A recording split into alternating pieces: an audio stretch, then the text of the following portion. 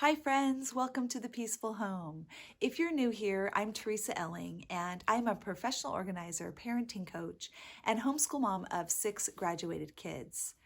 Today we are going to talk about separation anxiety. This is coming from a viewer dilemma asking about separation anxiety, which she has not seen before, but is now seeing it in her 18-month-old daughter. I remember reading on a kind of like a medical website, it wasn't WebMD, but something like that, where it talked about separation anxiety in babies and toddlers. It said there are no tests or treatments for this condition because it is normal.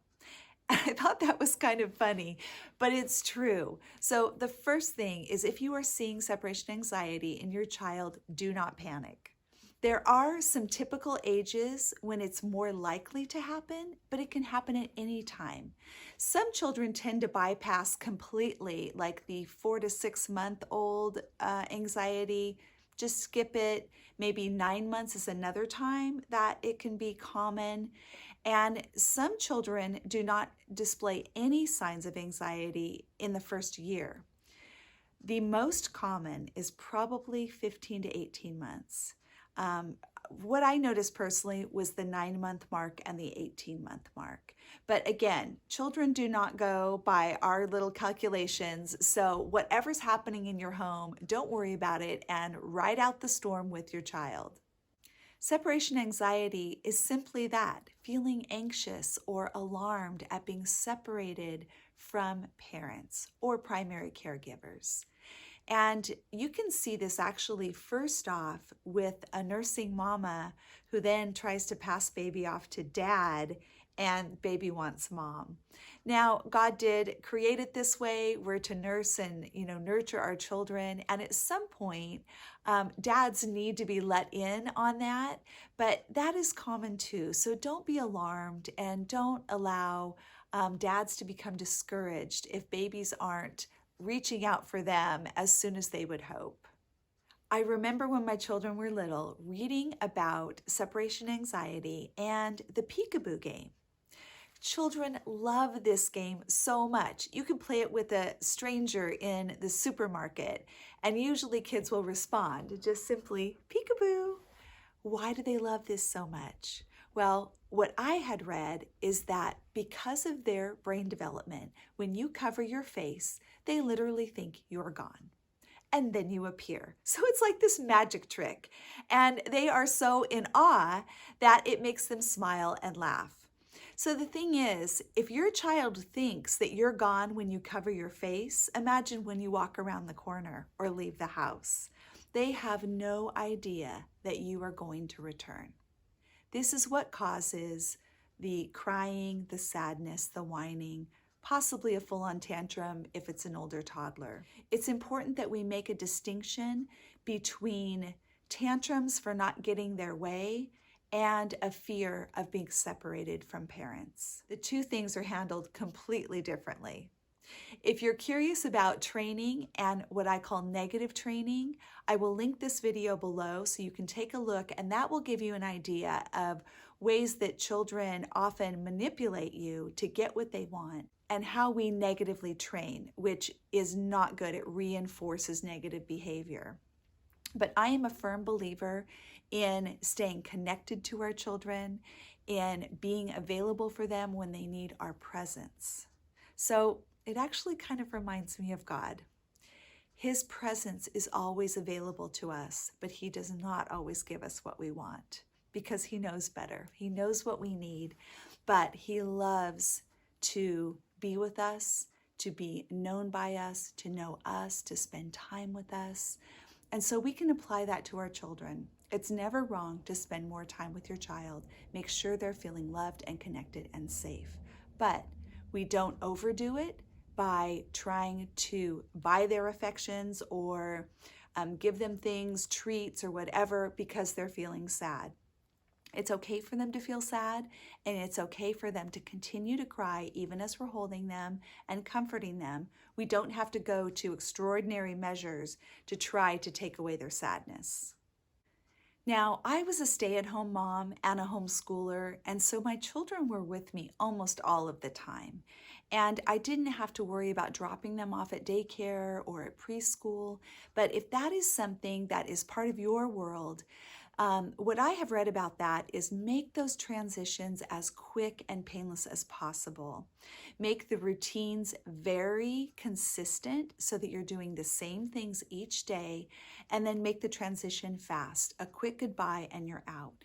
Do not linger. Do not try to continue to comfort your child, because the reality is you are leaving and your child is going to have to adapt to getting care from another adult.